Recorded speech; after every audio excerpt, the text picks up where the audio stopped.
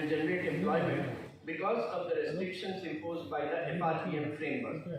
और जो business sector है, बिजनेस सेक्टर भी आज less is constraint to generate employment because उनका जो बिजनेस मॉडल है वो काफ़ी चेंज हो गया है। जो काम 1000 व्यक्ति कर सकते थे पहले, वो एक छोटा सा मशीन कर लेता है।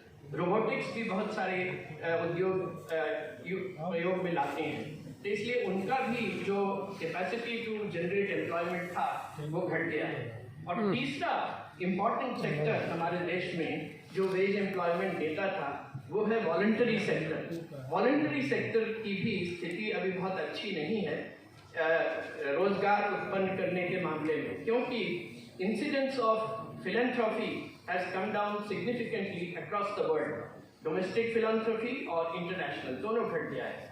तो इस कारण से मैं ये इस पर एम्फसाइज करना चाहता हूँ कि जब आप एम्प्लॉयमेंट बढ़ाना चाहते हैं, आपको सेल्फ एम्प्लॉयमेंट पर ज़्यादा जोर देना पड़ेगा। सेल्फ एम्प्लॉयमेंट अर्थात एंटरप्रेन्योरशिप, उद्यमिता। और ये एंटरप्रेन्योरशिप बढ़ाने के लिए झारखंड में कुछ एक कदम सरकार ले सकती है। पहला जो मेरा सुझाव है वो ये है कि झारखंड में जो इंस्टीट्यूशंस ऑफ नेशनल इम्पोर्टेंस है, जैसे IIM रांची हुआ, जैसे NIT जमशेदपुर है, और जैसे CSIR के कुछ प्रीमियर लैब्स यहाँ पर हैं।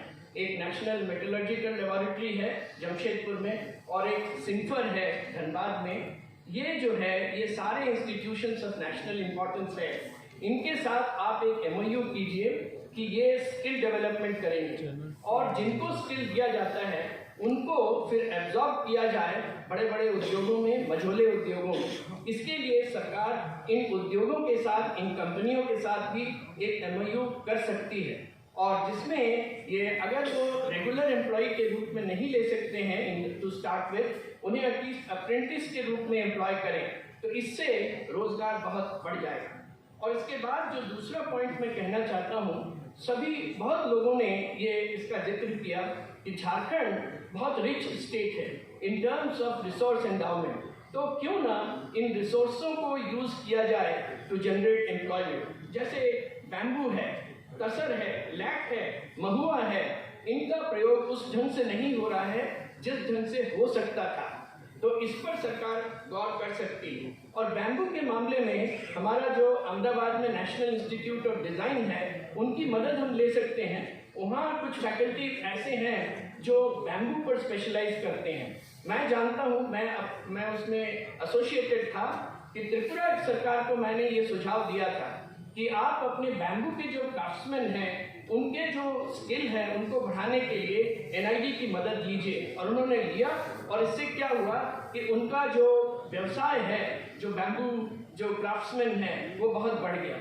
झारखंड सरकार भी ये कंसिडर कर सकती है। महुआ के बहुत सारे प्रयोग हैं, सिर्फ लड्डू नहीं, सिर्फ बेवरेज नहीं, बहुत और कुछ हो सकता है, तो इस पर भी सरकार गौर कर सकती है। और कुछ वक्ताओं ने NTFPs की बात की, दूसरी NTMPs की, नॉन टिम्बर फॉरेस्ट प्रोडक्ट्स की, तो वो ही सरकार गौर कर सकती है। और फिर फिशरी का बहुत स्कोप है यहाँ पर, क्योंकि demand for fish is also very high here. और इस मामले में एक स्पेसिफिक पॉइंट मैं कहना चाहता हूँ कि यहाँ पर जिस समय ये अनडिवाइडेड बिहार था, उस समय बहुत सारे टैंक्स राज्य सरकार ने बनाए थे फिशरी को डेवलप करने के लिए, और ये इसमें से बहुत सारे टैंक्स, 70% टैंक्स डेरेलिक्ट पड़े हुए हैं।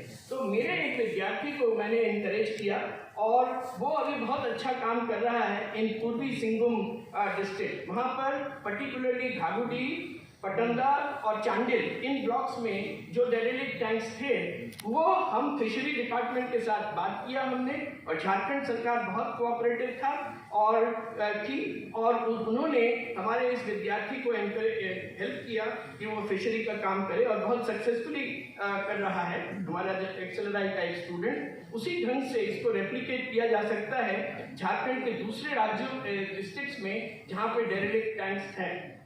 और कैशू भी जिसे हम कहते हैं it's the gold mine of wastelands, और हमारे पूर्वी सिंहभूम, पश्चिम सिंहभूम और सरायकेला खरसुआ जैसे वेस्टलैंड्स हैं, वहाँ पर कैशू का कल्टीवेशन और प्रोसेसिंग हम एनकरेज कर सकते हैं। इससे एम्प्लॉयमेंट बहुत ज़्यादा जनरेट हो सकता है और इससे एसडीपी भी बढ़ेगी, स्टेट डोमेस्टिक प्रोडक्ट भी बहुत बढ़ेगी। और एक पॉइंट है कि पुंगामिया पिनाटा, बॉटनिकल नेम पुंगामिया पिनाटा है, जिसे हिंदी में हम करंज कहते हैं। करंज की खेती भी झारखंड में हो सकता है, क्योंकि करंज वेस्टलैंड्स में ही होता है और इसकी जो सीड्स है उससे ऑयल एक्सट्रैक्ट किया जा सकता है, बायोफ्यूल। तो ये जट्रोफा से अच्छा है। बिहार और झारखंड की जो ज्योग्राफी है, जो लैंड जो क्वालिटी है, उसके अनुसार ये Pongamia pinnata is the most appropriate. Again मैं ये कहना चाहता हूँ कि मेरे एक विद्यार्थी को मैंने इनकरेज किया बिहार के कुछ वेस्टलैंड डिस्ट्रिक्ट्स में इसको बढ़ावा देने के लिए। मैंने मुख्यमंत्री बिहार को लिखा था 1 नवंबर 2009 में, हमें कोऑपरेशन मिला बिहार का और ये प्रोग्राम बहुत अच्छा चल रहा है। इस प्रोग्राम का जो सारांश है वो मैं आपको कहना चाहता हूँ।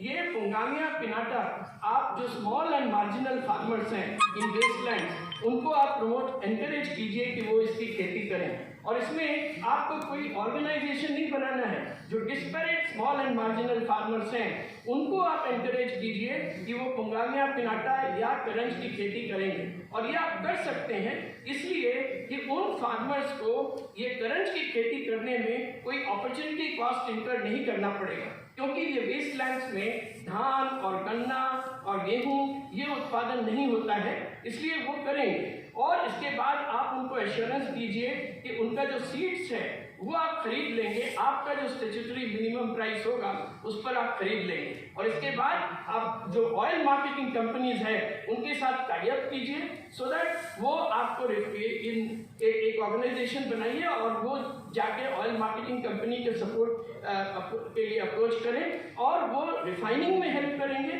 और मार्केटिंग में, बिकॉज ये ऑयल मार्केटिंग कंपनीज का बहुत मैसिव मार्केटिंग आर्किटेक्चर है हमारे जमशेदपुर में। तो ये एक चीज़ हो सकता है जिसमें आपका जीडीपी, एसडीपी बढ़ेगा और एम्प्लॉयमेंट भी बहुत जनरेट हो सकता है।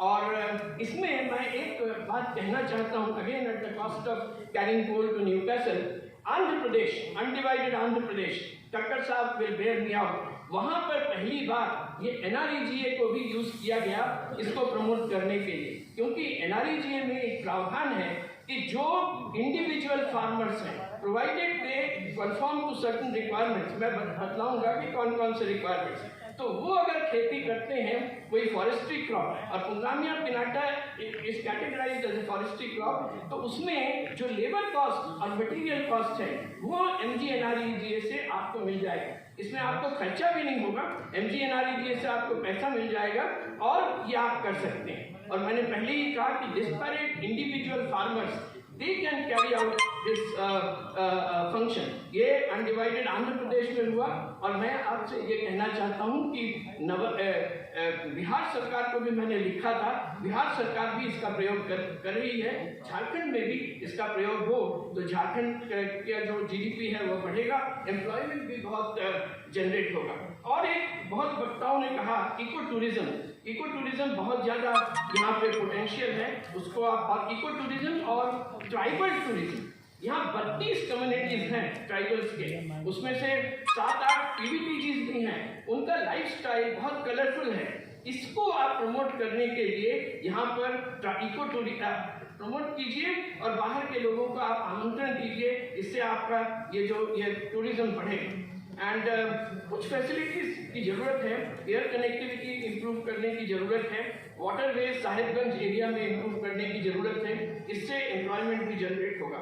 और रिसोर्स मोबिलाइजेशन, आप रिसोर्स मोबिलाइजेशन के लिए एक तो आप